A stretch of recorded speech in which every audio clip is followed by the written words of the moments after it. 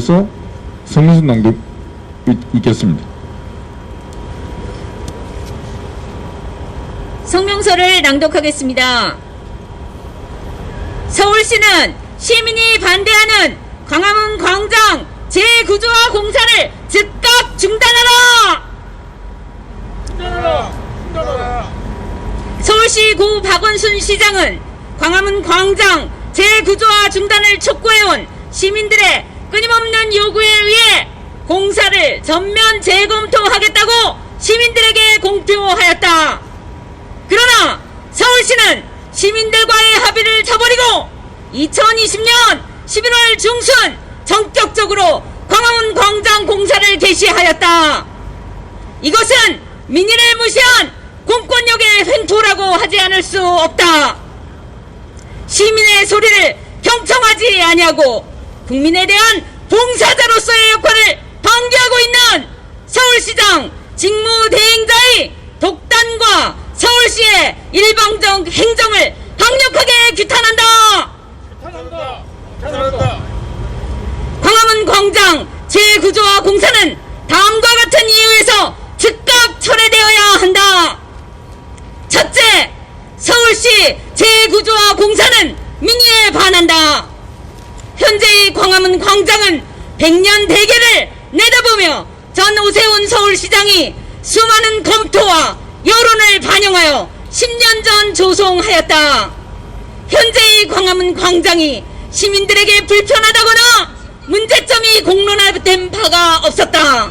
따라서 여론은 공사 착공에 대하여 부정적이다. 둘째, 서울시 재구조화 공사는 막대한 예산 낭비다. 10년 전 700억 원을 들여 조성한 광장을 특별한 사유 없이 다시 800억 원을 들여 공사한다는 것은 국민의 부담을 가중하는 예산 낭비다. 셋째, 서울시장 권한 대행은 재구조화 공사를 진행할 권한이 없다. 권한 대행자는 현상 유지적 권한만이 있고 현상 변경적 권한은 없다고 보는 게 법적의 전반적인 시각이다. 특별한 사유 없이 밀어붙이는 권한 대행자의 공사 개시 결정은 하자 있는 행정 행위로 무효이다. 네, 그러면 저희도 하자 있는 결정과 집행에 책임이 있는 관계 공무원은 지위 고하를 막론하고 반드시 처벌받아야 한다. 넷째, 서울시의 반민주적 졸속 행정을 규탄한다. 서울시는 막대한 예산이 수반되는 대규모 사업을 토론회나 공청회도 없이 일방적으로 밀어붙이고 있다. 서울시는 겨울철에 보도공사를 하지 않겠다는 보도공사 클로징 11 정책을 세워놓고 스스로 지침을 위반하고 있다. 다섯째, 서울시는 신뢰의 원칙을 위반했다. 고 박원순 서울시장은 광화문 재구조화 사업을 전면 재검토하겠다고 발표하였다. 시민들의 반대에 직면한 결과 박원순 시장은 사업 중단을 시민과 약속하였던 것이다. 그런데 권한 대행이 공사를 시작함으로써 시민의 신뢰를 훼손하였다. 도대체 무슨 권한으로 공사를 시작했는지 그 근거와 이유를 밝혀야 한다. 광화문 광장 재구조화 사업은 광장이 특정 조직이나 특정인의 장소가 아닌 국민의 광장이라는 점에서 어느 한 단체나 개인이 독단적으로 결정할 사안이 아니다. 광화문 광장은 대한민국의 얼굴과 같다. 광화문 광장 조성 사업과 같은 중요한 정책은 국민의 폭넓은 의견을 청취한 후 전문가의 심도 있는 검토 등을 거쳐 숙려 기간을 두고 추진해야 한다. 이러한 민주적 절차를 위반하여 방행하는 서울시 행정은 제지되어야 한다. 비록 공사가 진행되었다고 하더라도 비민주적 공직자들에게 경각심을 주고 재발 방지 차원에서라도 공사는 중단되어야 마땅하다. 다른 역시 언택트로 함께 하시는 분도 함께 할 예정입니다. 예산 낭비, 졸속 행정, 권한남용, 서울 시민이 반대하는 광화문 광장의 재구조화 공사를 즉각 중단하라! 2020년 12월 1일 광화문 광장 편법 공사 저지 시민연대. 감사합니다. 예, 우리 전민정 대표님 수고 많았습니다. 바로 이어서 오늘 서정엽 서울시 행정부시장 직권남용 혐의 고발장 낭독을 우리 김상기 프리덤 칼리지 장학회 후원 회장께서 고발장 낭독하도록 하겠습니다. 예, 고발장 낭독을 해드리겠습니다. 고발인 자유연대 대표 이희봉, 프리덤 칼리지 장학회 대표 전민정. 위 고발인들의 고발 대리인은 법무법인 기우 담당 변호사 이경환 씨가 맡았습니다. 그리고 고발을 당할 피고발인은 지금 서울특별시장 권한대행으로 있는 서정협 권한대행이 피고발인이 되겠습니다. 고발 취지는 고발인은 피고발인을 형법상 직권남용죄로 고발하오니 철저히 조사하시어 엄벌하여 주시기 바랍니다.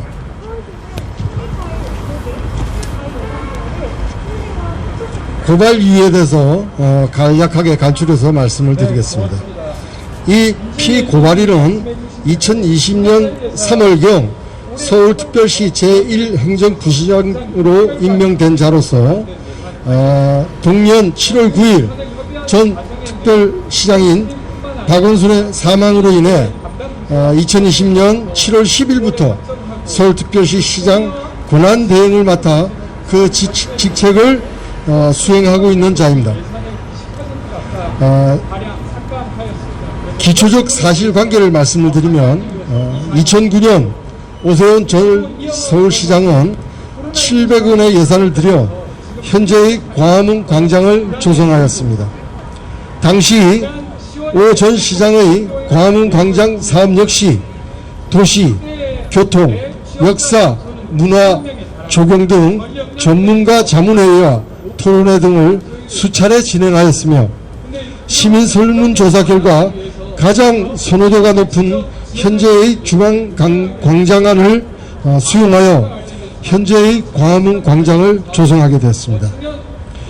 이후 2019년 1월경 고 박원순 서울시장은 광화문 광장을 재구조화하겠다고 발표한 이후 행정안전부와 시민단체, 각종 여론의 반대에 부딪혀 갈등을 겪고다가 2019년 9월 광화문 광장 재구조화 사업을 전면 재검토하겠다는 입장을 발표하였습니다. 특히 고 박원순 서울시장은 2020년 5월 23일 공관에서 시민단체들을 만나 합의가 되지 않고 코로나 상황도 있어서 이 사업을 그만두려고 한다고 밝힌 바가 있으며 이후 공식적인 석상에서 광화문 광장 재구조화 사업의 추진 여부에 대하여 언급을 하지 않는 등 해당 사업은 잠정적으로 중단 상태에 있었습니다. 이후 2020년 7월 9일 고 박원순 서울시장은 사망하였고 피고발인은 그 다음 날인 2020년 7월 11일부터 서울특별시 시장 권한대행을 맡아 현재까지 직책을 수행하고 있습니다. 그런데 광화문 광장 재구조화는 예산이 800억으로 규모가 거대할 뿐 아니라 서울의 중심부에 위치하고 있어 도시 공간과 교통에 중대한 영향을 끼치는 사업으로서 위 사업의 규모와 중요성을 고려해 볼 때 토론회나 공청회 등 시민단체 여론 등의 의견을 수렴하는 절차가 필수적으로 수반되어야 하며 국민투표에 의해 선출된 서울특별시장이 사업을 추진해야 할 것입니다. 그러나 앞서 본 바와 같이 광화문 광장 재구조화에 대하여 기자회견조차 열지 않고 몇 장의 보도자료로 가름하여 이를 강행하고 있습니다.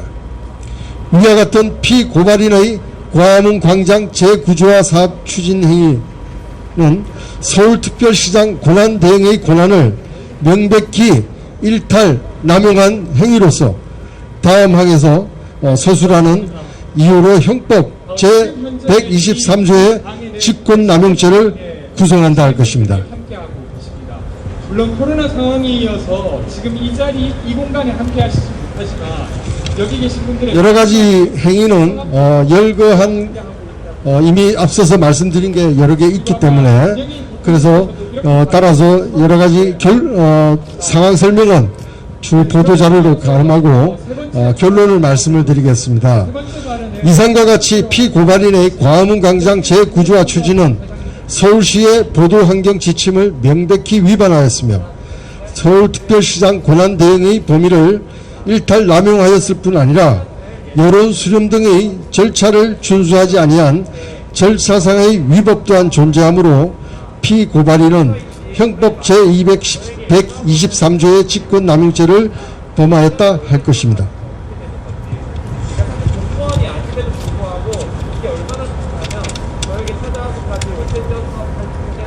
고발인은 이상과 같은 이유로 피고발인을 고발하오니 법과 원칙에 따라 피고발인을 엄정히 수사하여 그 죄가에 상응하는 처벌을 내려주시기 바랍니다. 이상입니다.